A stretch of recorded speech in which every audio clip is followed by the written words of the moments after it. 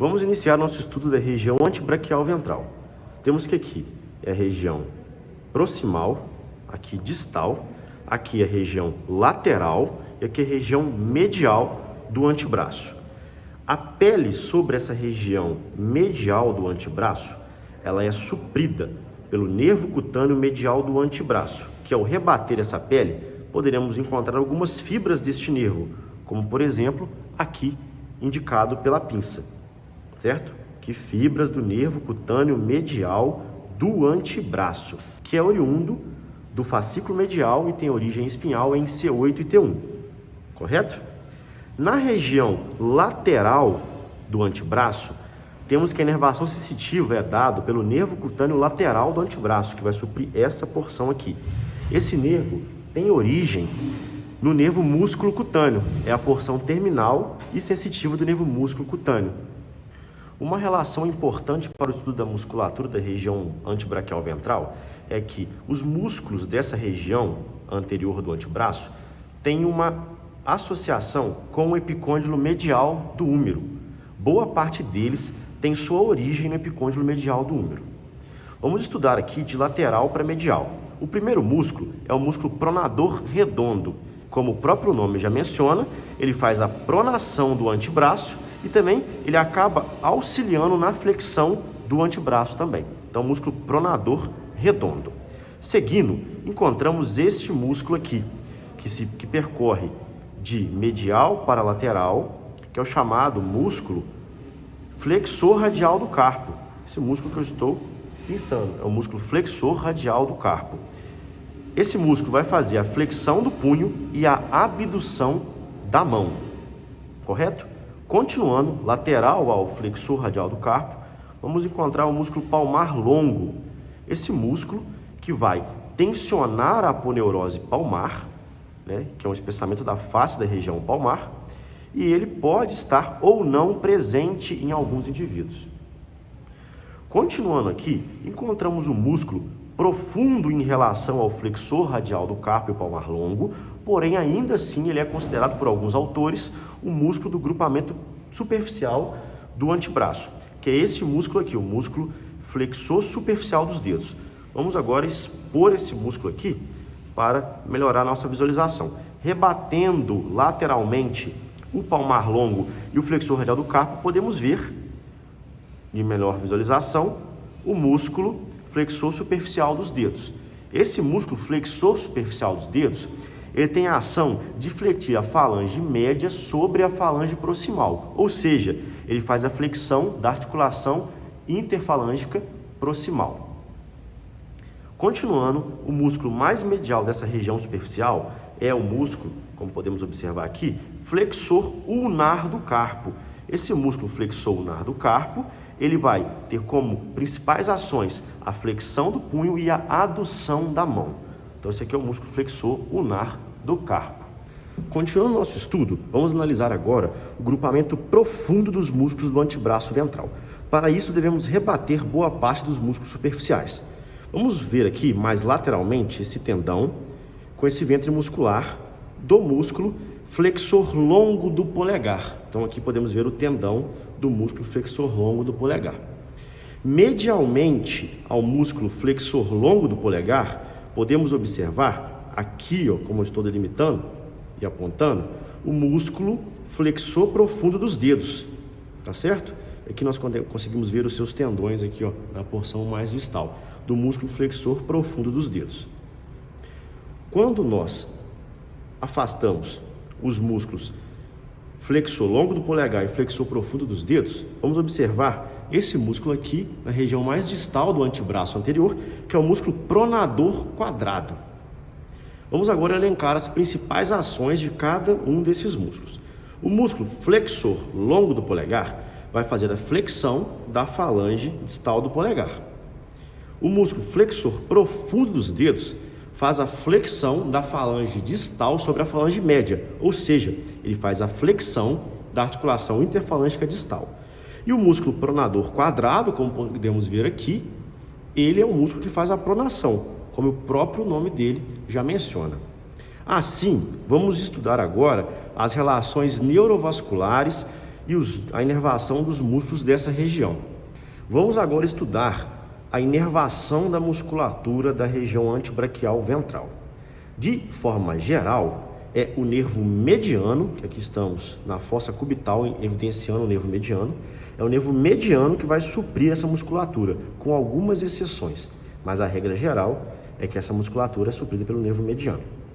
Então vamos analisar aqui, ó, os músculos do compartimento superficial, exceto esse músculo aqui, que é o flexor ulnar do carpo, todos são supridos pelo nervo mediano. Então quais são? O pronador redondo, o flexor radial do carpo, o palmar longo e o flexor superficial dos dedos aqui, ó, como podemos ver. Destacando o palmar longo e o flexor radial do carpo, esse aqui é o flexor superficial dos dedos. Então todos esses músculos, esses 4 músculos, são supridos pelo nervo mediano. Como eu já havia mencionado, o flexor ulnar do carpo é suprido pelo nervo ulnar, que para localizar o nervo ulnar e também a artéria ulnar, que acaba sendo um feixe vasco nervoso, né, nós temos que rebater o flexor ulnar do carpo e vamos encontrar aqui, ó, por exemplo, o nervo ulnar e a artéria ulnar. O nervo ulnar ele é mais medial em relação à artéria ulnar que está aqui destacada. Então vou destacar os dois aqui agora para a gente conseguir ver, ó, o nervo ulnar e a artéria ulnar. Para visualizar, temos que rebater o músculo flexor ulnar do carpo, ok?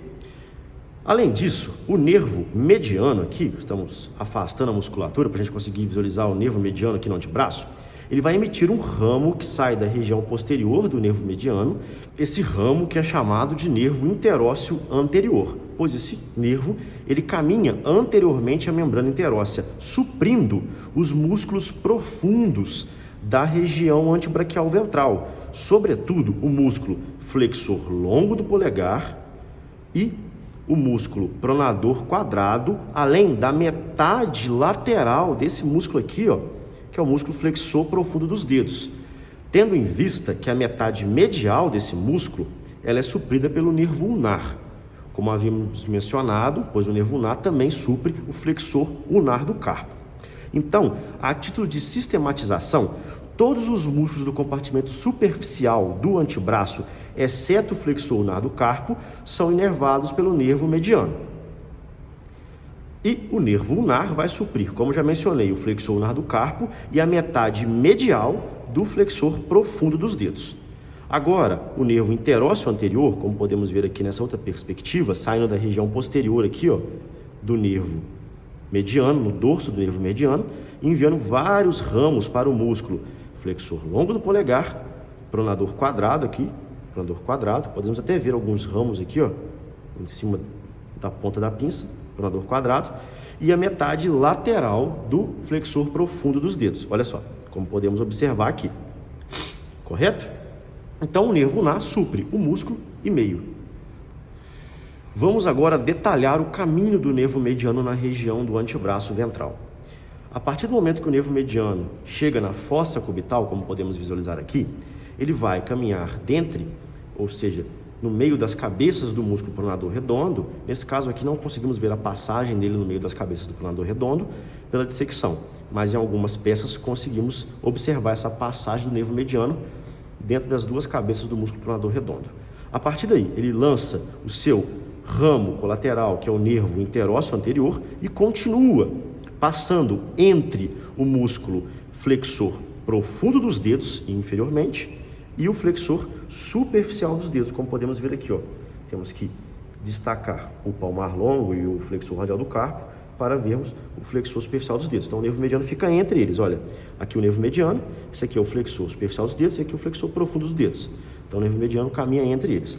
O nervo ulnar, por sua vez, caminha logo abaixo, inferior ou profundo ao flexor ulnar do carpo e a metade medial do flexor profundo dos dedos. Como podemos evidenciar aqui, esse aqui é o nervo ulnar, entre o flexor ulnar do carpo e a metade medial do flexor profundo dos dedos. Essa aqui é a artéria ulnar. Vamos observar aqui também que o nervo ulnar, ele lança um ramo que se direciona ao dorso da mão, que é o ramo dorsal do nervo ulnar. Nessa peça aqui está sendo um ramo bem diminuto, mas em outras peças esse ramo tem um tamanho um pouco maior, mas é o ramo dorsal do nervo ulnar. Sobre a vasculatura dessa região, Basicamente encontramos aqui, na fossa cubital, novamente a nossa artéria braquial, que na verdade em vivo seriam os vasos braquiais. Podemos ver aqui a artéria braquial e a veia braquial. Os vasos braquiais, então, a partir da fossa cubital, vão se bifurcar em ramos terminais. Aqui, voltado para a medial, temos a artéria ulnar e aqui para a lateral, a artéria radial. Vamos analisar primeiramente o percurso geral desses vasos. Como podemos ver aqui, a artéria radial, ela vai se direcionar na face lateral do nosso antebraço e a artéria ulnar vai se aprofundar um pouco e se direcionar para a região medial do antebraço. De maneira específica, a artéria radial, como podemos observar aqui, ela tem o seu primeiro ramo sendo a artéria recorrente radial, que estamos aqui destacando pela pinça, a artéria recorrente radial. Esse vaso, a artéria recorrente radial, vai se anastomosar anteriormente ao epicôndilo lateral com a artéria colateral radial, que é a artéria ramo da artéria braquial profunda. Então, veja bem, a artéria radial, como podemos ver, e o primeiro ramo colateral dela é a artéria recorrente radial. Vamos agora analisar a artéria ulnar.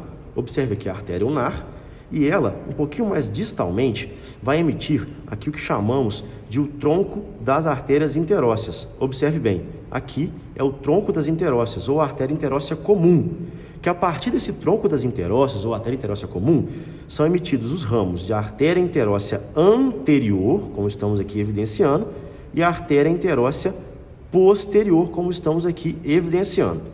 Existe um vaso, que é um vaso recorrente interósseo, que emerge aqui da artéria interóssea posterior. É um vaso bem delgado, mas podemos evidenciar aqui pelo ápice da pinça. Veja bem, a artéria interóssea comum, a artéria interóssea posterior, tá certo? Que vai lá para o dorso do antebraço, e aqui um ramo que vai recorrer, que é a artéria recorrente interóssea, que eu estou pinçando aqui, ó, esse ramo aqui. Essa artéria recorrente interóssea vai se anastomosar posteriormente ao epicôndilo lateral, juntamente com a artéria colateral média, que também é ramo da artéria braquial profunda. Assim, encontramos esses principais ramos da artéria ulnar. A artéria ulnar vai continuar aqui e emitir diversos ramos para a musculatura dessa região e desse compartimento.